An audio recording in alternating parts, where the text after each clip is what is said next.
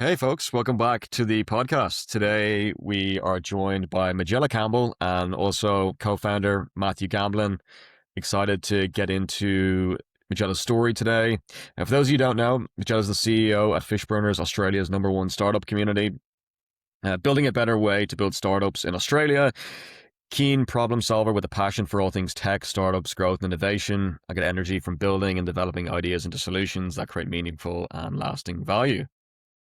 Hopefully that's all good. Hey, it's great to be here. And yeah, that's sounds great. Yeah, sorry, excuse me. I don't mean to be, I don't mean to keep it short and sweet, but if you want to introduce yourself, Majella, feel free to the listeners. And it'd be great to hear a bit about, just a bit about your story. Yeah, absolutely. So, as you said, my name is Majella, and I and the CEO of Fishburners have been at the organization for around 6 years now, which is a very long time. And I think I've been very privileged in that time to be able to experience so many different chapters of the community and worked with so many brilliant and incredible founders. Fishburners' mission has always been about bringing together founders and helping them really find their pathway through, most importantly, human connections, but then also connecting them in terms of their startup development. So to the networks and the opportunities that help drive them forward. And we've had now about 35,000 entrepreneurs that we've supported. We do that through co-working. We do it through a suite of digital products. And, we're really well known for all of our events. And of course, our community, which is really at the core. We bring in the most wonderful, creative, intelligent, and innovative founders who are all, heads down, creating a better future for the world. And that's always really an inspiring place to work. And that's my story, and why Fishburners is just truly a wonderful place.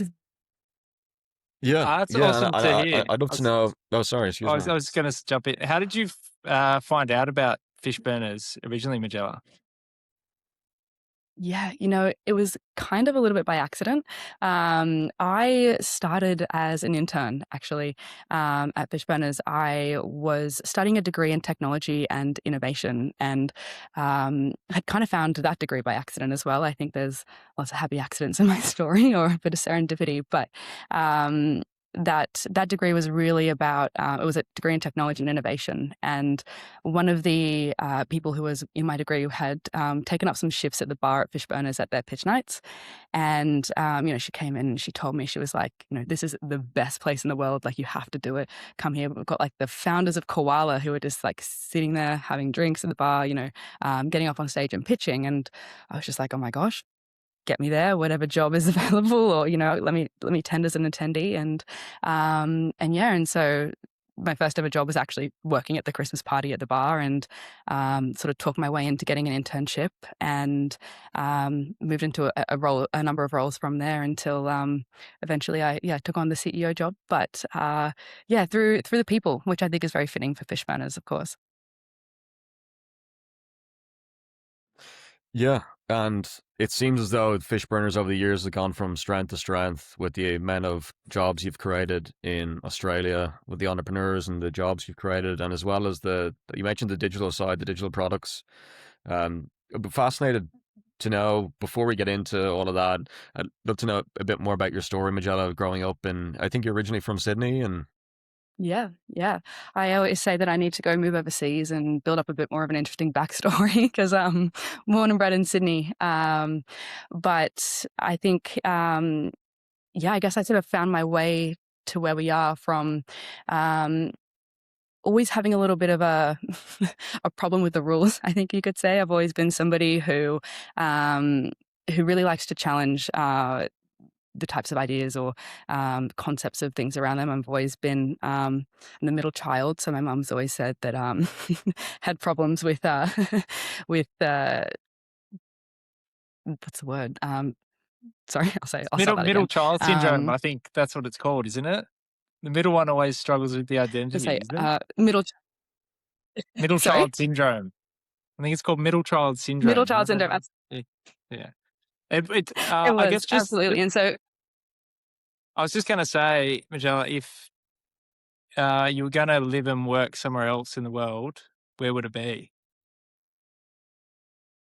Oh, I would love, it's probably a little bit typical, but I would love to move um, to the US and do a bit of a tech stint in San Fran or, one of the other cities. I think I'm one of those people. I mean, I love travel. I love, seeing the world and experiencing all the different cultures. But I think if I was going to move somewhere else, I'd really want it to be for, a good quality reason, or like, an opportunity. And I think the tech scene in the US is really interesting, and I'd love to kind of explore, what that would look like, and working with those innovators over there. It's lots of opportunity. It's just everything's bigger and much, stronger over there in terms of or the way that they do things. So would love to kind of explore that. But if not, I would probably go off and live in like the Dolomites or something like that as well, and just completely go off grid.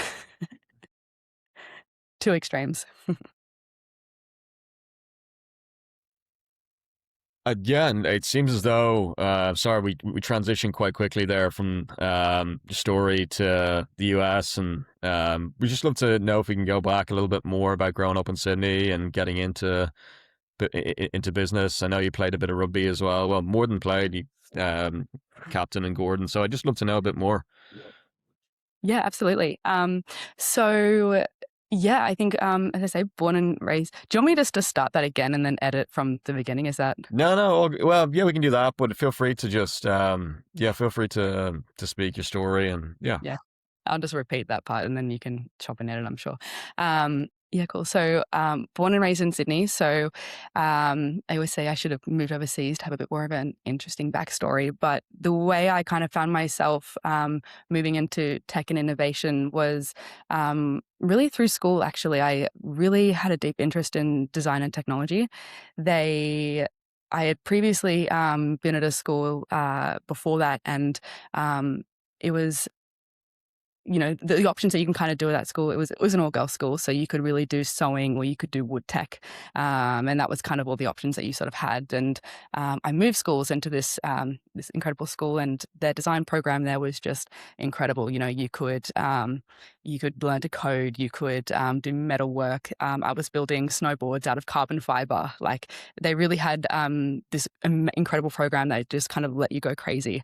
And that for me was like my first real taste of innovation, I think, and being able to get my hands dirty at solving problems. I always say that, working in uncertainty and solving crazy big ambiguous problems is probably my superpower. I'm very good at being able to see through the mess of it all and get to the root of it. And I think that those formative kind of experiences, being able to build at school was really, really compelling for me.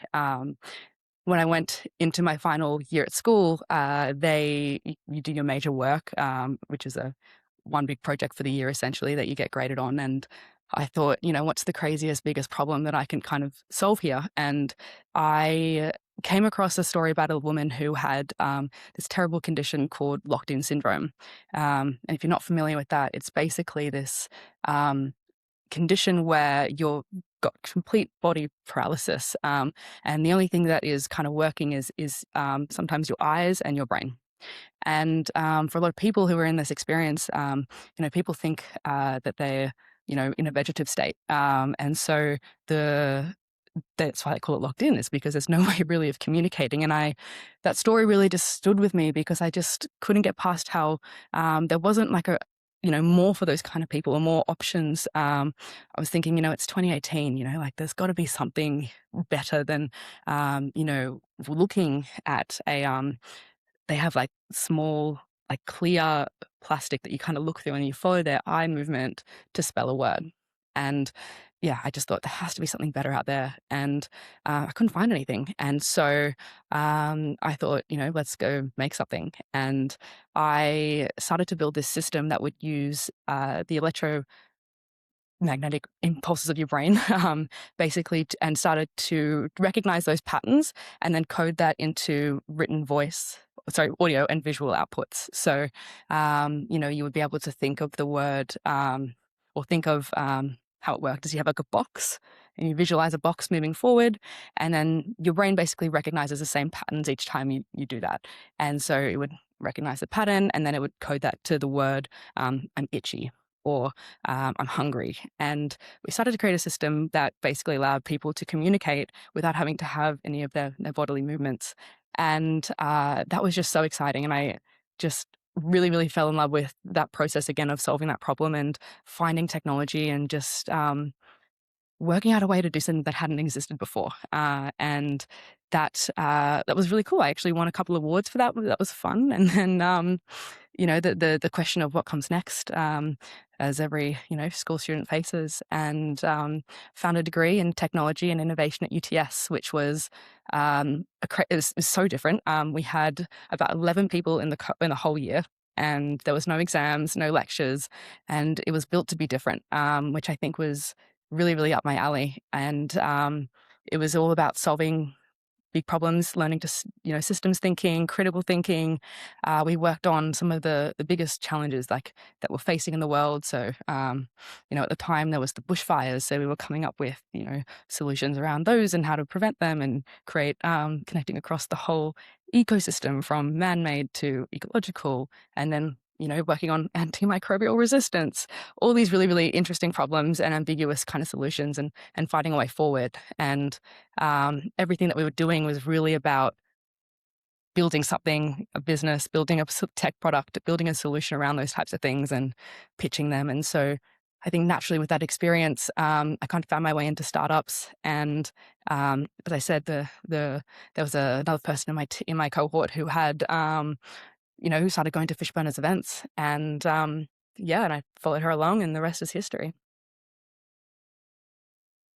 Yeah, it seems as though your story is one that full of innovation and growth. I'd love to know, when you started in Fishburners, how was that journey from 6 years? Is it quite unique, or trials and tribulations along the way and lots of learnings, or did you find that it came naturally to you?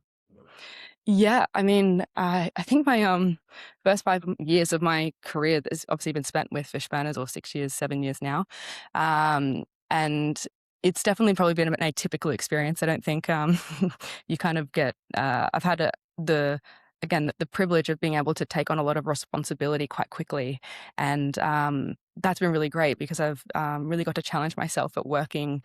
Um, in areas that I haven't been exposed to before, but just taking them on, and even on a personal level, understanding and learning how you deal with the responsibility, the pressure, and but also, learning on the business side as well, like understanding risk, doing P&Ls, all the types of, the components of business that make you, as you develop over your career. I got to do that in a very short amount of time.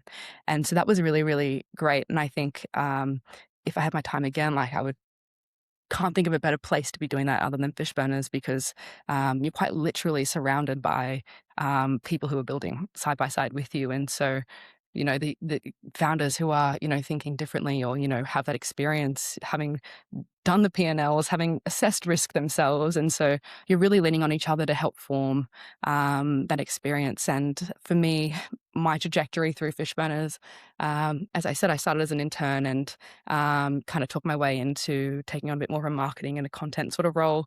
I was literally learning, I was writing content on how to build startups while learning it myself. So that was really cool because I was interviewing founders and just learning all their tips and tricks, and, formulating and understanding that, and, using pedagogy basically to help teach other founders to do the same, which was very interesting. And from that sort of experience, I started playing around a lot more in the tech space. And in my content role, I was using our LMS a lot, and I just hated it. It was so bad. And I'm an inherently very impatient person.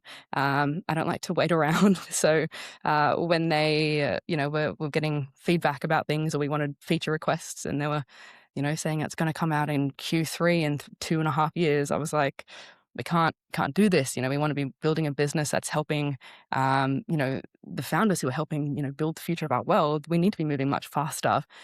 And so with that sort of process, I started to teach myself how to build software using no-code solutions. It started off, just understanding database architecture. How are we actually connecting? How does that actually put the memberships, the member data to show it on a screen, how do those things link up? And slowly but surely I started to kind of build out a new mentor system to replace the terrible one that we had. So I was starting to learn UX and UI and design choices, but also the technical side about how you build that. And being in a small organization, Fishburners team is certainly max about 10, 12 people throughout the career or throughout our time there. So it's always been quite small and all hands on deck. So if you wanted to get something done, the expectation was that you just sort of had to learn it yourself. And so for me, that led me into building up the technology and product parts about Fishburners and starting those suite of our own digital products and really diving into that question about what do founders really need? How are we actually helping them, reach that area of success, and how are we making that accessible so that, when a founder walks out of an event or when they step out of a room or if they're located in regional Australia, how are we making sure that they get the same access to the right benefits and support that you might get if you're living in the city? And so from there, solving those kind of problems, stepped into product roles, took on head of product, and then slowly but surely the products that we were using, we were now basically running all of our operations off that. And so, I stepped into the COO role and took us through a bit of a challenging patch. I think I would put those 2 years in. There was a lot of change and a lot of difficulty, I think, about trying to really adjust to a post-COVID world. And so lots of trials and tribulations through that period. And that sort of, a couple of years later, we, looking at the business and looked out a little bit more and said, we need to make some pretty big changes about what we want to do to keep the business moving forward. And so I took on the role as CEO to help move a turnaround strategy in place. And we very rapidly, over the next 12 months, put in a whole suite of new products and things that are all for helping build the future in the next 30 years of startups 10 years, I should say. I don't think anyone knows what's going on in 30 years at this stage. The robots are coming, Majella. Right. That's what happens in 10 years' time. We all get replaced, don't we? Yeah. I just had a quick question, because you said you really enjoy, I guess, large-scale problem solving. Like, where do you think that curiosity came from? Did that come from, like, your parents, your friend groups? Yeah. Why do you enjoy that so much? I think it's because I think it really stems from probably a little bit of an early age of a fear of missing out. I think I've always naturally kind of stepped towards problem solving. It was as young as I remember. As I said, I've been a middle child, and so I've got 2 brothers on either side of me. So I've always been fighting for the spotlight, you could call it. And I think I've just never wanted to miss out on something or do something. And then so, when you want to get somewhere, you want to do something, that problem solving comes really hand in hand in that. And I think I'm very practiced over time about saying, okay, well, if this isn't going to work, well, how do I get that done this way? My mum's favorite quote about me growing up was, they're great rules, but they just don't apply to Majella. And I think that really pins down to the fact that, didn't want to take no for answer for a lot of things. And so if the first pathway is not ahead, you got to take the next. And as I say, I sort of practiced that skill over time and years until taking on the juicier, more challenging problems was not only really interesting, I think, from an intellectual level, but fulfilling. I think I really get that sense of satisfaction about being able to sit in that moment of hardship or that good feeling about when you do solve that problem. I think I love to chase that, if I'm honest. So I get a bit bored when there's not crap around me. It's quite rewarding. And did your brothers both play rugby as well? Is that how you got into it from them? No, actually. They were AFL players and sailors, of all things. And so my choice to do rugby was I wanted to be different. And so took that on. There's a theme going on here. I'm sensing quite a theme. You don't like sticking the standard course. Yeah, that's Yeah, exactly. So yeah, but to be honest, the rugby has been, I think, a very formative part of who I am and that experience. I think, I mean, anyone who's played the sport really understands the culture behind it, and the what it means to put on that jersey and represent your club, and to working so closely. It's a very physical sport. It's very demanding, and so you work incredibly hard. But when you're standing on that line, and if you miss the tackle, that's going to put someone else out. There's a lot of that teamship and that responsibility, and I think that's what really drew me to the sport itself. And for me, I got into it because it was offered at the school for the first time for women. They never allowed to play beforehand, and so a group of girls, had started the ball rolling, I guess, on that, and I thought, I'm in. Let's really make this happen. And that was really cool because we got to build up the first ever schoolgirl rugby club and team for sevens. We made a lot of ground, and it was really cool to see all the other schools start to compile and do that too. And so the experience of kind of starting that up was really, really awesome, or being part of that. And then after the journey, as I say, of then moving over to Gordon and taking that on and working with them was really great. And I think it's taught me a lot about leadership. It's taught me a lot about showing up for the people around you, and it's just been fantastic. A lot of my friends are all from the club, so yeah, I owe lots to rugby, that's for sure.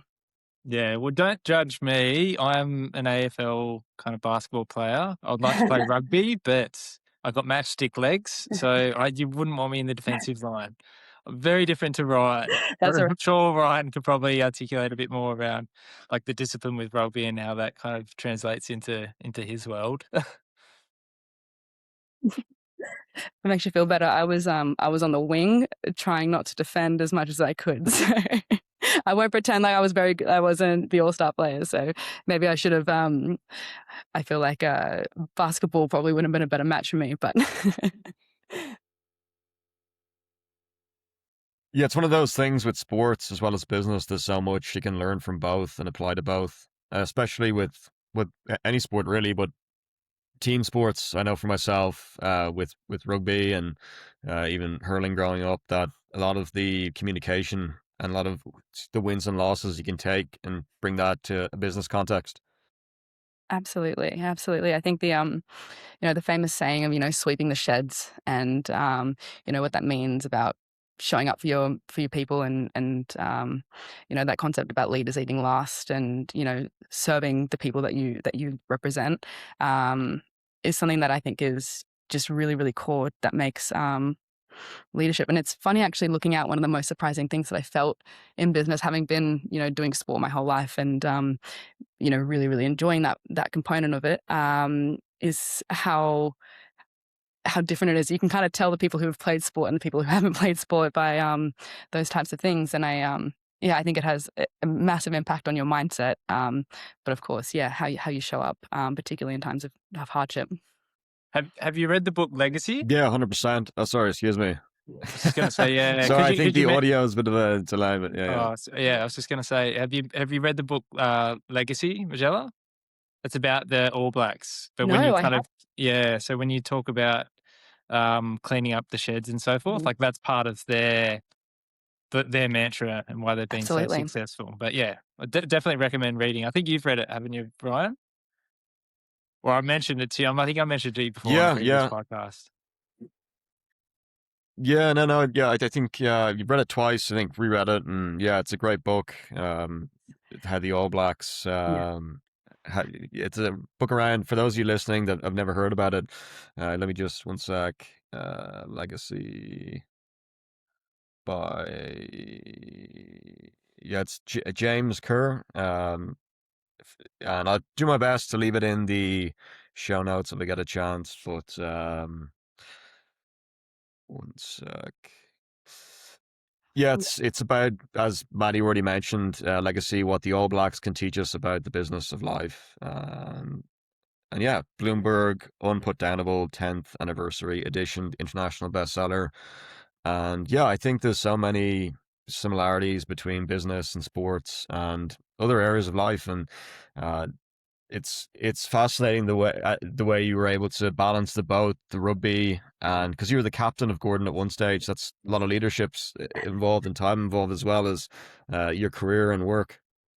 Yeah, well, I was club captain, so I will stipulate that it was a little different. But it was, yeah, I think the role itself was really awesome because, again, for women's sport, it was a little bit of fighting for the spot, and showing the proof that while it's building up its efficacy and its place in the world. And my role as captain within that was really about helping build that component of the club and that representation and everything, and binding the two teams together and all the rest. And that was really awesome. And I think I definitely saw it as an addition to what I was doing. And it's one of those great opportunities, when you're passionate about making something work, it doesn't feel like work. So yeah, I think it's been carried by a lot of great people around me, for sure.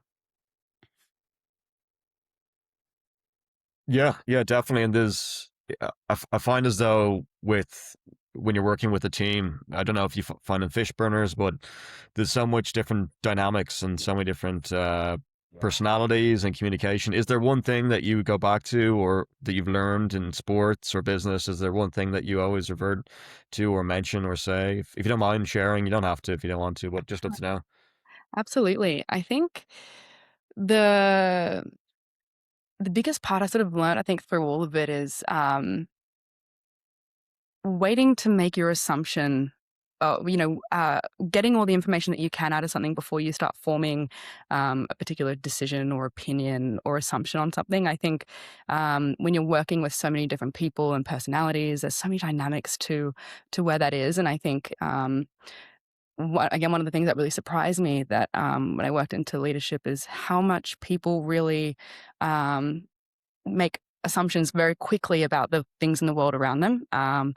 Somebody might be late to work, and they're like, well, that person's, this, and this. They're not committed. They're not that. And, you got to kind of being able to take the space between, your emotions and, your cognition, your decisions, and being able to remove the two is probably the thing that I've learned the most, because it's so it's the most important thing, I think, about being able to look at things very clearly and understanding and making decisions about, when you're forming those decisions about what you're doing, and when it impacts people, being able to go in with that clear-eyed, but also listening to the people around you and saying, what's your opinions on this? What are your thoughts? What data, what signals are you starting to see from those things? And then being able to make your call based on all of that. There's definitely like a balancing act, I think, between the two. There's sometimes where you've got to come in hard and say, that's the call I'm making. I heard your piece, but we're going to be doing something else. And that can be really sticky sometimes. I mean, again, you've got lots of people working. There's people who are really passionate and truly believe stuff, and they resent you for that decision. And you got to stick to your guns there. But it's also the other side of when you make the wrong call and being able to say, you know what, you were right. I missed that. What are we going to do now? And being able to, again, I think, acknowledge the gaps. Everyone has them, the blind spots, the mistakes, but not to dwell on them. It's not about, it's not about what's happened. It's about what you're going to do next. So I think kind of balancing those two things, and of course, creating that distance to create that space to have that clarity is really, really important. Yeah, definitely. I don't know if you'd like to add, Maddie, or No, I think, I don't. I yeah, think there's it's a bit of a some, delay. yeah, I was just going to say there's some really valid points there. I know, particularly, yeah, not judging, waiting till you have the facts to kind of actually make an assessment, because your interaction might be with kind of someone or something, and it takes time to be able to kind of develop, to be able to kind of frame that opinion, because you might already default to something really bad when it may not be that case at all. And I really Yeah. also believe in, admitting when you've kind of done something wrong, no matter kind of what level you are, because no one is 100% perfect unless you're an AI bot. But even then, you can kind of sway from what you're needing to do. But I think that's super important, because even senior people these days with a lot of experience, and I'm slowly starting to become one of those people. We're kind of in this world now where it's all different, and we're not quite sure how to navigate it because all the tech and everything is advancing so quickly and it's changing so you can't go pretend you know it all, right? But yeah, some really important kind of takeouts from there. Yeah. I couldn't believe, I remember I had this moment like early last year when, we were, one of the, context for some users and stuff, some listeners, was Fishburners last year. We went through a major transformation in many different ways, but one of the key things we needed to do was we were moving spaces. There was the Sydney Startup Hub over in York Street, and we were transferring across to a new hub, and there was lots of different stakeholders and people throwing around. And I remember I had this moment sitting in a room where people were making, really big decisions about, the state, the decisions are being made. And somebody like made this big assumption being like, oh, well, I can't remember what it was now, but it was something about like, oh yeah, well, founders want this and this is what we need to do. And I was like, I just remember thinking, I was like, have we actually validated this? Have we actually, what data points are behind there? And all the answers were kind of behind it was like, it was very emotional. It was like, oh, well, this person kind of like operated this way. And I'm like, it's crazy how it was such an eye-opener for me. I mean, in the sense of saying the more leadership and the more opportunity and the more responsibility that I think that you get in your career, the more important it is to be able to, as I say, dig a little deeper and remove yourself from those emotional decisions about making business deals about, oh, they're not interested because they didn't reply on time. Like, there's so many assumptions that we make about, as humans, that can really sway the direction of the decisions that we make. And one of my favorite things, I think, is just like coming out and just being like, just asking the questions that, the hard questions, like, what do you mean by that? Or, questioning those types of things and just getting, rather than questioning, oh, I wonder if they're wanting to do this or not, just saying, do you want to do this? Or, that patterns out in so many different ways, but just radical curiosity, questions, candor, whatever you want to call it, is such a powerful tool that I think a lot of people overlook. Yeah, definitely. Definitely, especially when you mentioned having a bit of candor as well. And I would also like to know, Majella, I know there's in Australia and particularly, well, maybe in Sydney, but maybe all of Australia. You mentioned I think you did put on LinkedIn two months ago about female founding, I think it was, about the fundraising. I'd love to know a bit about, you mentioned it to close the gap and ensure Australia's entry point to technology is not only built to be accessible, but also is breaking cycles that prevent us from creating a better, more diverse future. Absolutely. This is such a hugely important part about the startup ecosystem. And I think the timing around, all the types of things and the changes that are occurring as a result of, new innovations like AI, our landscape and, the types of people that we're starting to build businesses is rapidly changing. And that's really attributed to the fact that we're now getting democratized access to technology. You can now whip up an app yourself using little more than a Claude and maybe some Red Bull at night. You can ask it questions, and people have more agency than ever before to be able to build things, and that's something that didn't exist a number of years ago. And if you dig a little deeper into the startup ecosystem and why things are the way that they are, we've got a lot of key programs that we offer to startups. Accelerator programs. You've got incubators. And the history there is really relevant because all of those types of ways of building have been built on your Silicon Valley, for lack of a better term, your tech bro, startup bro kind of way of building. It's very fast paced. You have to go all in, and it's rapid execution all times. And that is a very valid way to build. It's how our VC models are built. We've got power law. It's about getting the top 1% of the winners and outsized returns. That's these are the kind of concepts that we are building our startup ecosystem on, and they've worked for us in many ways. But it's not the only type of way of building. And we have a really big gap in our ecosystem in the ways that we actually support founders because of how those kind of support structures are actually being built. And one of the groups that are, particularly impacted by that is, of course, women.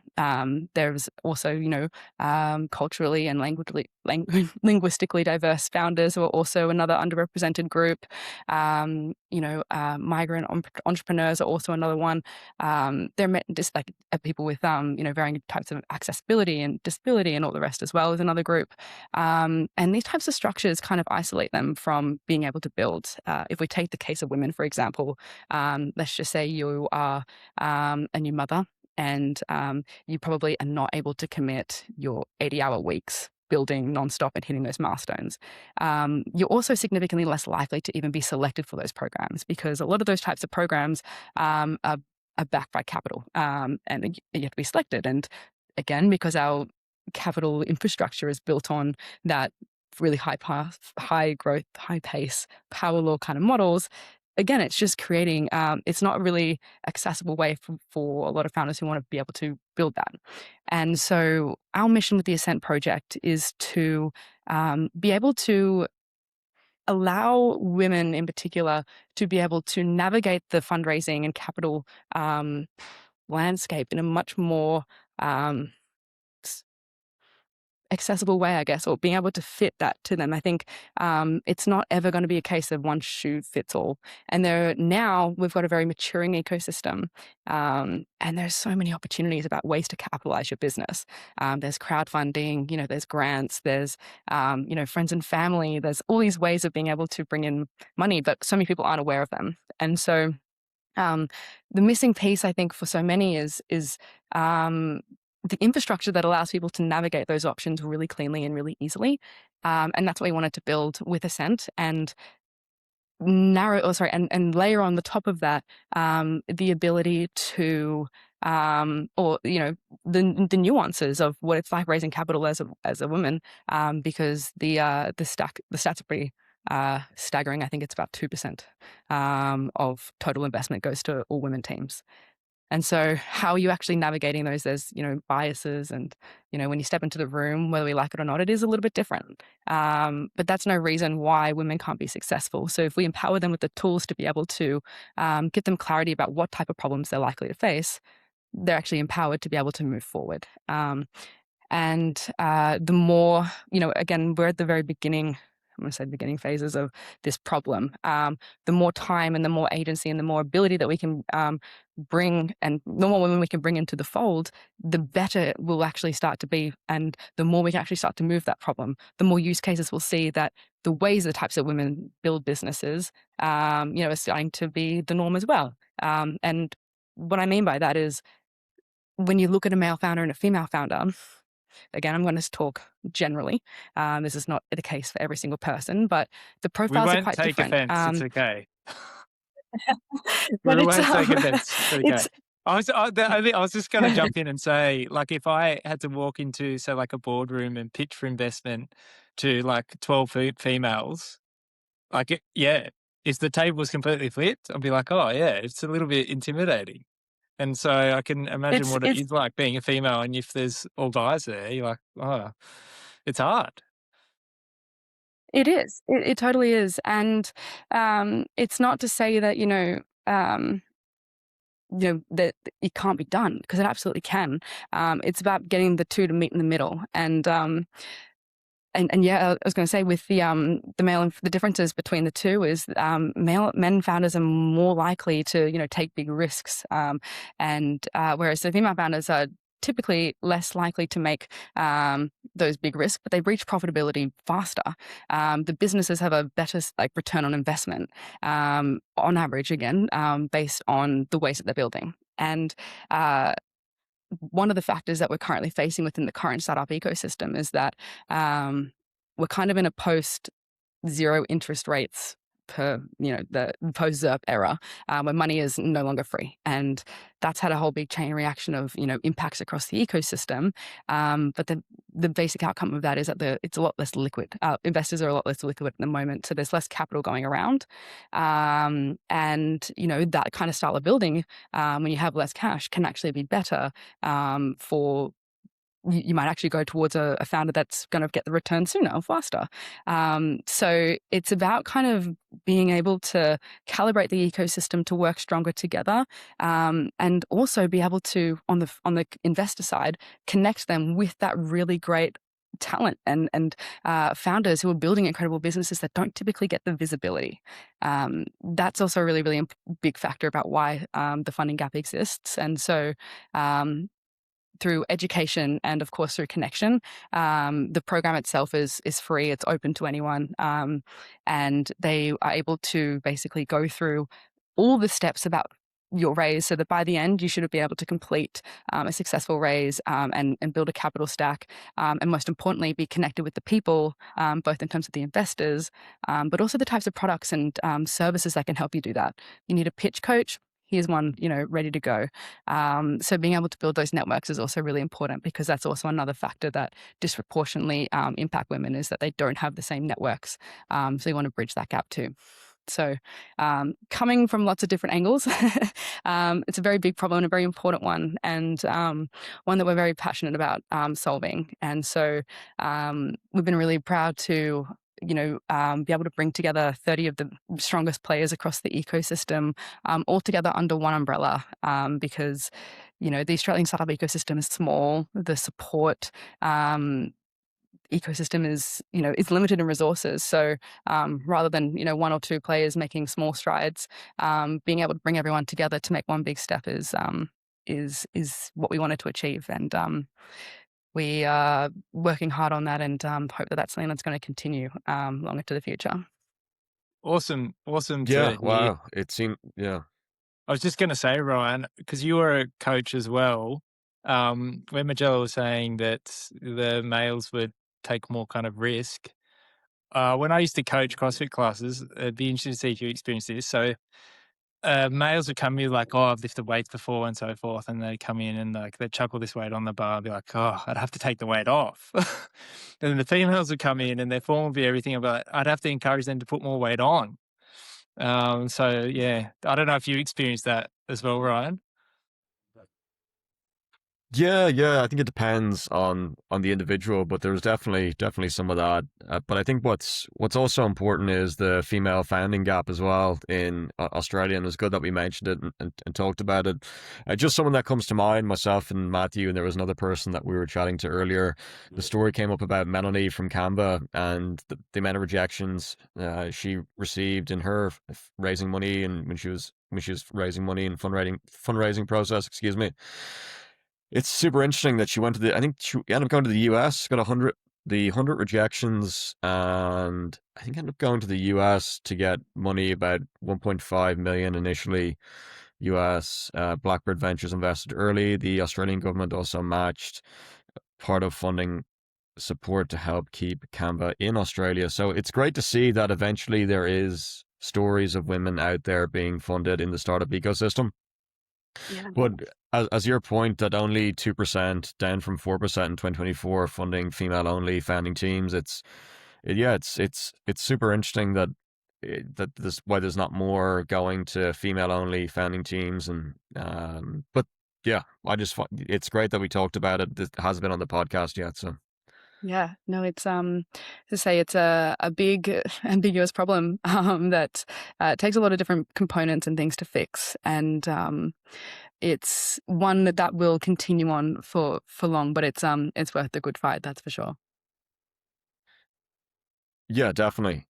And is there anything I'd love to know in the future that you're excited about, Majella, going into maybe 2027 and beyond, or? Yeah, I mean, at the moment for us, things are a little bit, we're in a bit of a uncertain phase. On the 6th of May, Fishies went into voluntary administration following some challenges that we had through some legacy rent at our previous co-working hub.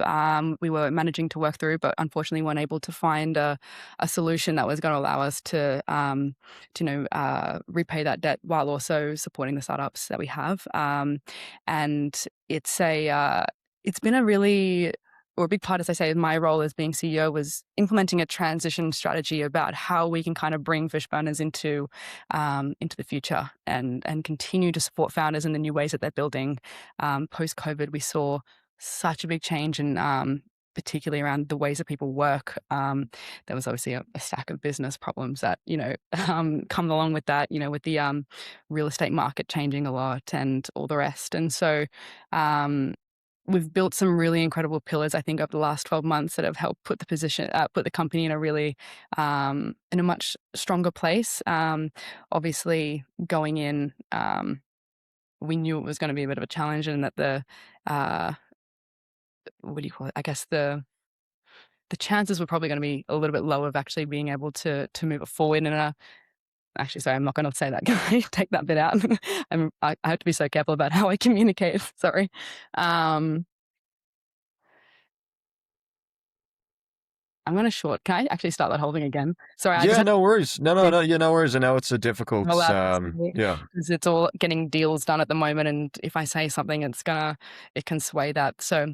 No worries. If you want to, we don't discuss about it if you don't want to. Maybe if you want to do something else. Yeah, no worries. I'm happy to talk about the VA and like say they were in it or whatever else, but I was going to say I probably shouldn't have gone into too much. No, all good. We can edit it out. All good. But I can say maybe I'll start from I can start that again and say the VA, and then.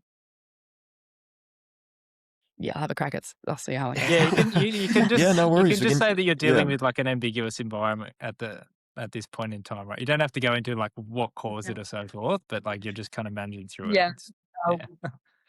Yeah, absolutely. Also, I think in terms of future for Fishburners, at the moment we are, earlier this month, we went into voluntary administration to sort of look at a new way of restructuring the business and being able to recapitalize it in a way that can continue to deliver ongoing impact to startups for a very long time, we hope, and that we're optimistic for that result, of course. There's been a lot of challenges, I think, across the startup industry and market, and co-working is an incredibly difficult business model to make work at the best of times.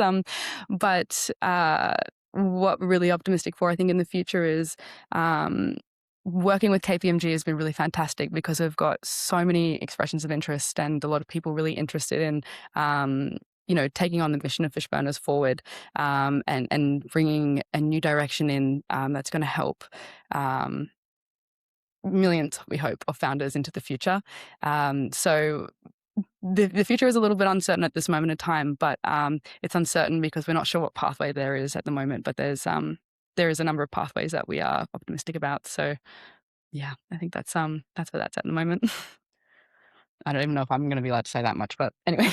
Yeah, we can always edit it out, and it's super exciting. I think we can go talk about the female founding side of things, and on a more positive note, excuse me, I'm gonna, I need to edit that out as well. The situation is hopefully, we'll restart from maybe 48 minutes, but if we just want to go back to maybe just female founding and female businesses and entrepreneurship in Sydney and Australia, on a positive note, the funding to teams with at least one female founder, 24%, up from 15% in 2024. So there seems to be real progress there. And I'd love to know what you're excited about in the future about that side of things and about female entrepreneurship and startups. And yeah, absolutely. I think there's really. It's great to see the jump in that statistic, and to me, what that really speaks to is the importance of diversity and being able to build teams with differing skill sets, differing perspectives, differing backgrounds in so many different ways. I think there's so much evidence and data behind what having that diverse range of skills and backgrounds do to a team. And as we've sort of spoken about these founder profiles across the conversation, it's not to say that one's better than the other. It's not to say that that one is better at building businesses than the rest. And I think what this kind of opportunity and what we hope with the Ascent project will really bring is it's an easier pathway for women in general to be able to not just participate in the startup ecosystem, but actually be successful in it. And that can take a range of different ways. And there's so much value to be gained, I think, by bringing together ranges of different people, again, to the other underrepresented groups as well. Those perspectives make really big differences, and that's really where innovation, I think, really takes its spark. So I think that's something to be really optimistic for, and I think that we'll continue to see quite a big surge about that into the future, as those barriers to access start to really start to come down a lot more. As I said, technology is making it much easier for people to be able to start their own business. It's really exciting because it's allowing more people to be able to build their own wealth or be able to solve important problems. I mean, without these kind of barriers being in place, we can actually start to see, again, those diverse perspectives building in spaces and new solutions that we haven't actually seen before. That is really, really exciting. And, even for the startups, when they, let's just say, I mean, it's still hard to build a startup. There's no denying on that. But that experience itself, once you've done that founder experience and then you've gone off and maybe joined another business, that in itself is such a powerful influence of being able to grow the economy, be able to make everything really, really prosperous. And I think that's something that we can really look forward to and keep as our North Star as we also navigate the uncertainty of AI and all the other scary questions that come along with it. Yeah, definitely. And I think one thing that's super exciting about what you're doing, and I know we mentioned Fishburners, but you don't have to go into but what I love the fact about the entrepreneurship in the startup space in Sydney, Australia, you really are creating jobs and opportunities for people as well, and facilitating that growth. And I know we're coming up on an hour as well. If you were to go back to a younger Majella, and what would you say to her, maybe in a tough, or not a tough situation, maybe 5 years ago, 10 years ago? Is there anything just for any female listeners that are in the startups on the podcast, or they're listening, excuse me? Mm-hmm. I think the thing that I've become, or this whole experience has really shown me time and again, is just the power of asking. I think so often, we give ourselves 100 reasons to hold ourselves back on things. We tell ourselves why we can't do it, or, a million and one reasons not to proceed with something, or that you might be bad for it.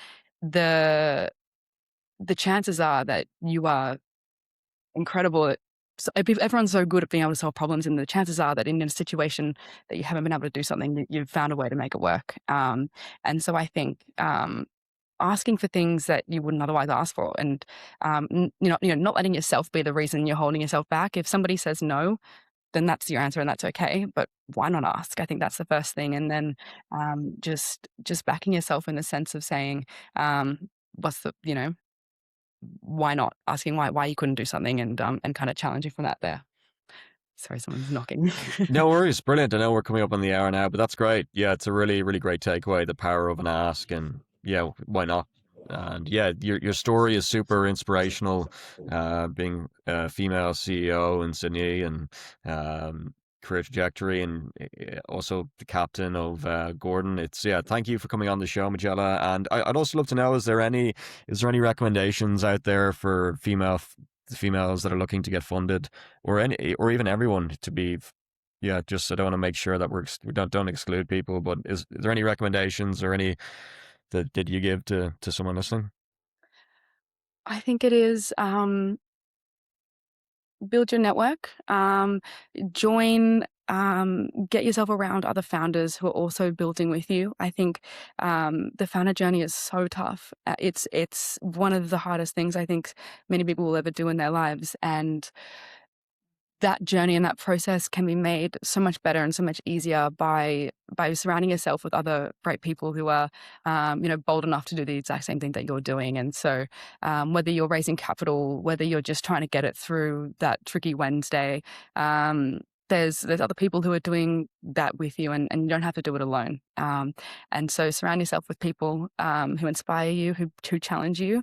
And once again, just ask the question, and don't be the reason that holds yourself back.